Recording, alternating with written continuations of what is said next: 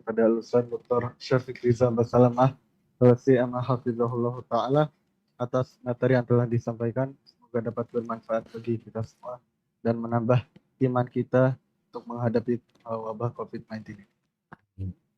Pertanyaan pertama, Assalamualaikum Ustaz. Waalaikumsalam warahmatullahi wabarakatuh.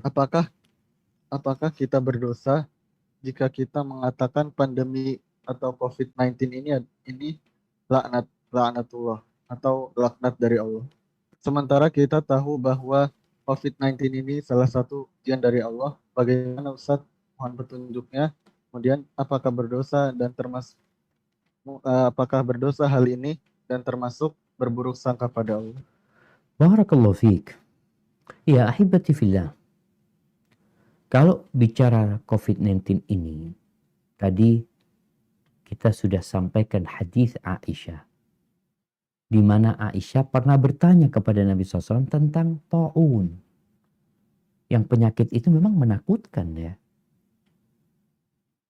Apa jawaban Nabi SAW? Azab. Kalau bicara laknat itu, azab nanti jadi. Jadi ada azab, ada rahmat. Nabi SAW mengatakan azab yang Allah kirimkan kepada siapa yang Allah kehendaki. Faja'alahu Allahu rahmatan lil mu'minin. Kemudian Allah jadikan rahmat buat orang yang beriman. Jadi kita jangan mengatakan ini semuanya adalah laknat. Enggak. Memang buat orang-orang tertentu jadi azab buat mereka. Tapi buat orang yang beriman itu jadi rahmat.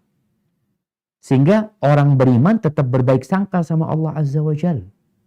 Kedatangan COVID-19 ini dapat menghapuskan dosa dia, mengangkat derajat dia.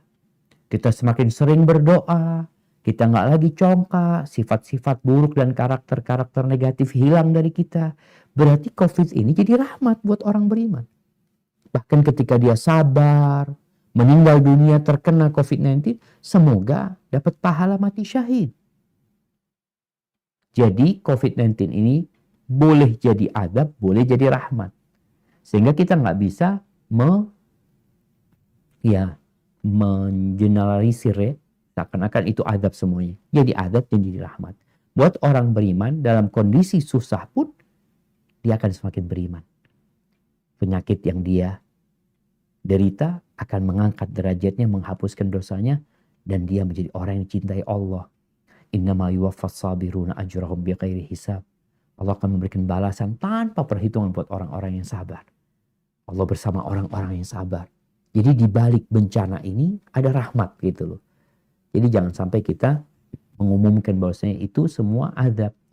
Tapi bagaimana seorang mukmin di masa azab ini turun umpamanya, dia dapat mengambilnya sebagai rahmat dari Allah Azza wa Jalla. Hadza wallahu a'lam bissawab.